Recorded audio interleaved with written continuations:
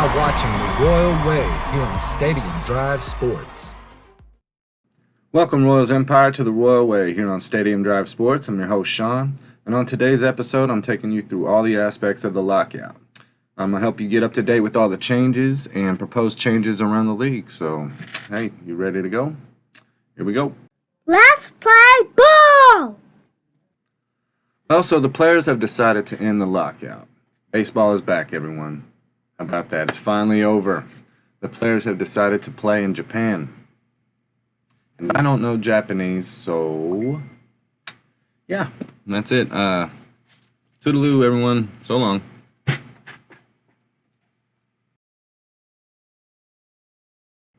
Nah, I'm just kidding. The number 3 sport in America is still involved in a labor dispute between the owners group and the players union. They met for 16 hours straight during the last day, and they couldn't come up with a full agreement. They made little progress, and player union Tony Clark and several other MLB players stay tuned for any updates and tweaks to any proposal that's being presented by the MLB. Even until the last day of the deadline, a little after midnight, in the last minutes, the MLB tried to whip up some fine print to their collective bargaining tax that the union has never seen before. And they tried to sneak some stuff past the players. Nice try, but no. By 3 a.m., it was a solid no from the players. The owners group pushed the players to a deadline that was imposed on them early December, and it took them 43 days to get a proposal out, when the players have been working on theirs for the last 5 years. Players are upset, and they should be. Most owners still make money with the gates closed.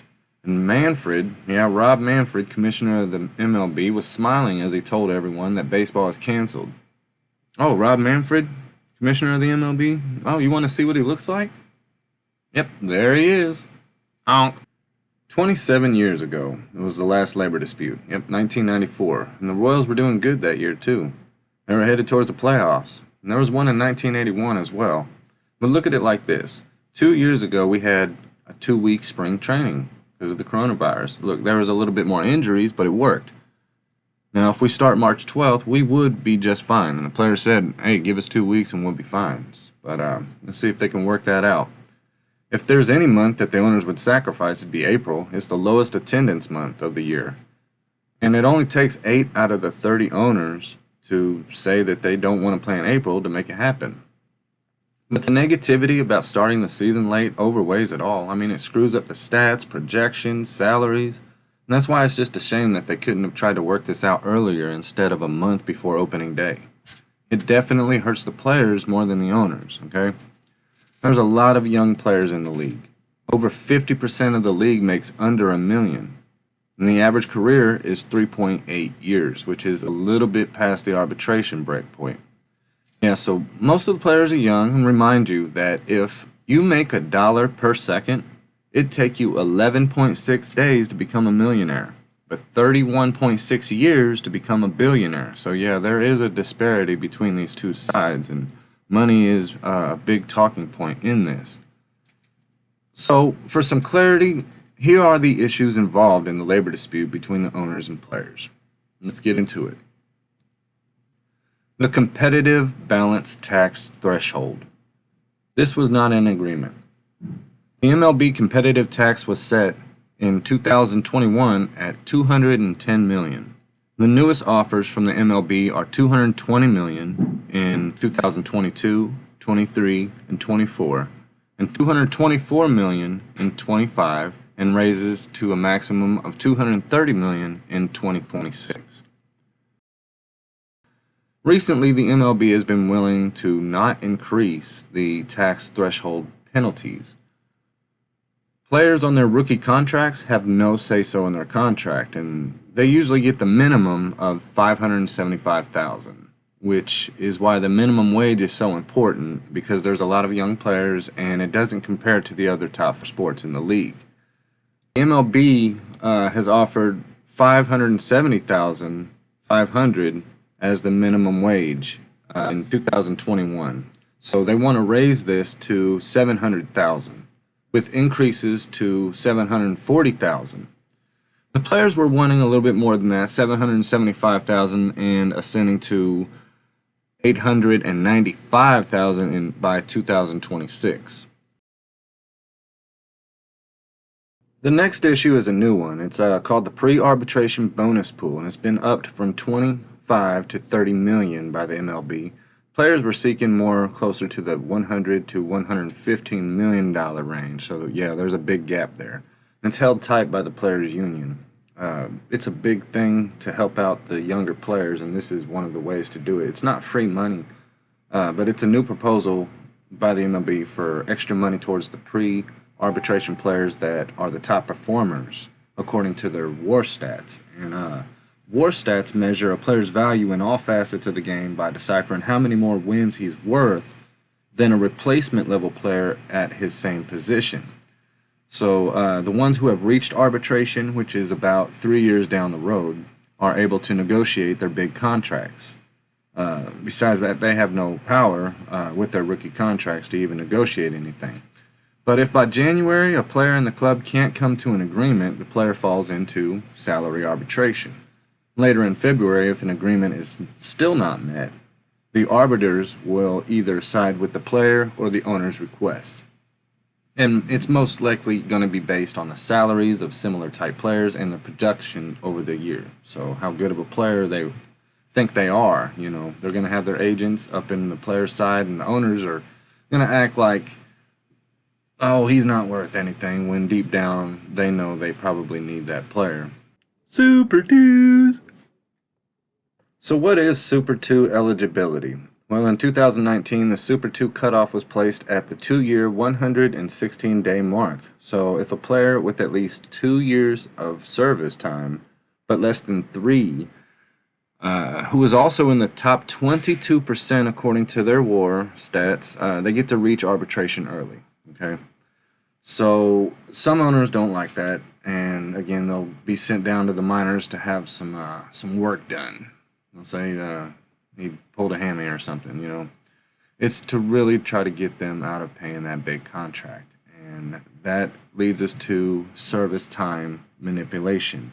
If a player has less than 60 days in service time, the bonus can be applied to the next year. It was set at 86 days in 2021. The potential decrease is to 60. So, but what owners would do is right before they get to that point, they'll send them down to the minors so they can extend it for another year and get another year before arbitration kicks in. And now we got the Rule 4 signing bonuses. Increasing the Rule 4 signing bonuses, this would add $23 million of additional spending on amateur players compared to 2019, so that'll help out the youngins in the draft. Plus their player draft slot value. Players must be offered at least 75% of the draft slot value associated with their selection, and it can't be failed by a post-physical if a pre-draft physical was passed. These are new implications that'll help out making sure that these players will get paid their worth when they're drafted, and other things that they are discussing in this predicament that they're in with the collective bargaining agreement is abolishing the DH in the NL, and it will not be a thing anymore with those pitchers batting. So that's been a thing coming for a while. It's on the list. Also, on uniform advertising, more money for the owners. They're going to treat these players like they're little mini billboards, kind of like soccer players. They've got a lot of sponsorship on their uniforms. So I don't think it's going to be a big deal unless it's a big old Price Chopper logo on the front, I doubt. Improvements on health care coverage are being discussed and suggested by the union. Implementing a new rule on how many times a player can be optioned during a year is also being talked about. They want to set a limit at 5 per player. I guess it happens a lot with these players just going back and forth from the majors to the minors, minors to the majors. The expansion of the playoffs was first proposed to be 14 teams by the MLB, and it's now been lowered to 12. The top 2 division winners in each league gets a first-round bye. I like that a little bit better. The 14-team league scenario would only give one team a first-round bye and have all the rest of the division winners play wild-card teams in a best-of-3 series, and the division winners would be the home team in each one of those. And really like that setup. You win 110 games in a season, and then you go up against a team that's won 85 games, and they're on a run and they're on a roll and they beat you 2 out of 3, and you just wasted your 110 game season just like that. So yeah, the players care about the next generation. Sure, the older ones have their money, but the problem is most guys don't make it to arbitration. Owners avoid paying the big contract. They'll just keep farming up young talent to replace them, keeping only the fan favorites for the gate, Implementing these bonuses for performance can help ease the financial situation if you deserve it through your play. It's not free money, you gotta earn it. The owner wants you to play well, and so do the fans. Like I said, these aren't handouts. It's just an update in the amount of money involved as we go through this inflationary and affected world. They're trying to keep up with the rest of the sports, I think the players do deserve a little raise. The players are the game. 162 games grinded out while the owners push a pin. They are the product. Take care of your product. Make some money back by treating them like billboards with some patches on their uniforms like soccer. Do what you want, but treat them like human beings. We could only wish that some of these owners love the game of baseball as much as the players and fans do. Many just care about that bottom line. Well, there is no bottom line in baseball. And I do believe we have one of the good ones in John Sherman here in KC. He's a good community man. He's upset with the original schedule being delayed, and most owners only care about the bottom line in business. Speaking of which, the collective bargaining tax includes a spending cap that teams do abide by. So yeah, there is a salary cap per se in baseball. Only about 5 teams got close to that $210 million mark last year. One was at about, 209.5, so they abide by it. There is a cap, but there's no floor, and that's the problem. Owners can take the revenue sharing involved and do whatever with it. Why do you hear fans always wishing that their owners would spend more? There's not much clarity with that. I guess they are the boss, and the one who has the gold makes the rules. Plus, no one should tell you what to do with your paycheck. But in this case, I think having a floor would help, and I'd say, around $100 million. A team that only spends about $40 million is bad for the sport. This is the reason why most guys don't make it to arbitration. They'll just keep farming young talent and replace them once contract time comes. Whether to save money or, maybe they just can't afford the new contracts. But if a floor of, say, $100 million was imposed, then it would essentially make the small market teams spend. When a big market team spends over the threshold, they will be taxed. And that money is given to the smaller market teams to help them get to that $100 million mark. The problem is, teams won't go over that mark. And the MLB realizes this, so they drop their case on increasing the taxes for breaking the CBT threshold. Meanwhile, the Players Union has dropped their proposal on expanding their Super 2s. So, yeah, there is progress being made, and maybe a clearer salary cap plan could be implemented in the future, but the trust between the players and owners would still complicate things anyway. There probably needs to be a better commissioner in the MLB. I'm sorry. So they've made some progress, and more discussions need to be held. And there's still a chance we see the Guardians on April 8th. That's what we've got it scheduled for, folks. And let's hope. 156 game season doesn't sound that bad. But if you ask me, I'm really thinking it's most likely going to be in the 140 game range, with opening day being closer to the beginning of May. And we're going to probably skip all of April. But let's also hope that the fans can stay interested through this and able to enjoy baseball when it gets back, because fans might not be as interested in June, and those ticket sales might be a sign of that. Do you have any ideas to make baseball better? Comment below, because now is your time. We're about to go through the Royal Way's list of ways to save baseball. Coming back right after this commercial. Hey there, I'm Kevin, host of the 12th Man at Arrowhead Drive. Be sure to tune in every Sunday and Wednesday for all your Chiefs content right here on Stadium Drive Sports.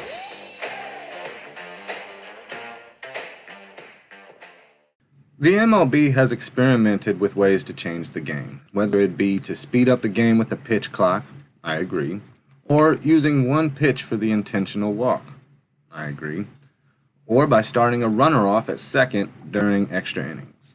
I don't know about that one. It would only take about a single to score the winning run. All these issues have been discussed, including maybe robot umps, to improve the game and modernize it. We've got to modernize it. Maybe more celebrities involved. The Big Slick at the K is really cool to watch, the softball game, and maybe more interactive experience during stadium tours and whatnot. I don't know, there's a few of them out there. Again, comment below and I'd like to hear yours, but here is the Royal Way's top 10 ways we can improve baseball. Number 1, more live mics on players. I saw it once with Whit Merrifield and I absolutely loved it. It really brought me into the game. He'd be commenting about something and then all of a sudden a grounder would just come his way and he'd just have to field it and you'd hear everything and the throw and the catch and all that. So it was really, really cool to see that. They need to bring live mics more into the game. Number 2, solid TV contracts, no blackouts. Make MLB channel more available and affordable. Maybe better time slots and presentation. Guest appearances and commentary. Maybe, you can get Snoop Dogg in there. I think he likes baseball. Number 3, adult cheerleaders. Hey, we have the K crew at the K, but they're like 15, 16 years old. It's like, ooh, yeah, I like her. Yeah, shake it, baby. Stop looking at her, Earl. She's younger than your granddaughter. hey, how about getting some hotties to run the bases after a homer? I'm thinking this would be a 7th inning stretch, though. Number 4, better MLB draft exposure and minor league presentation. Yes, more college baseball advertising. No one knows of these teams. There's so many of them. One of my episodes will point this out. Stay tuned. I'll show you some of these team names that are pretty cool and ridiculous at the same time. Number 5. Find out how the Atlanta Falcons can sell affordable food and drinks. Then follow suit. No one wants those gray, soggy dollar hot dogs anymore, so just stop. Hot dog. Number 6. Robot umps. Yes, I like the idea. Maybe a breakaway foam robot with sensors on it behind home, or lasers from afar. Can you imagine a player arguing with the robot? Or taking a whack at it with his bat? Heck, at this point, I wouldn't mind if they fielded a whole league of robot players. That'd be awesome. Ooh, this one from Japan we just got hit one over Denny's for a grand slam. Quote me on this. There will be a robot league in maybe 2050 something. Maybe then the owners can treat the players however they want instead of decent human beings. Number 7. More targets in the outfield for them to hit home runs at. Whether it be targets for prizes for the fans, woo, free pizza, or something that shatters when the ball hits it, like glass breaking in a safe area.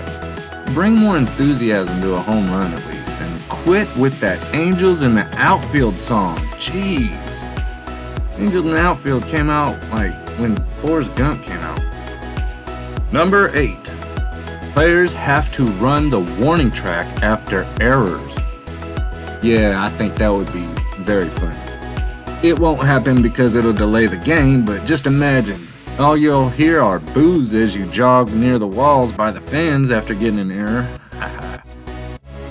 Number 9. Paint the field with lines and teach them how to play football. Number 10. Get rid of Rob Manfred. Alright, Royals Empire, that's all the time we have for now. I want to thank you for watching. You can catch me on a future episode, and I'll go over everyone's comments if there is any. Just let me know. Until then, I'm only going to do shows on Monday until the season starts. So instead of Mondays and Thursdays, the Royal Way can be watched on Monday for new episodes.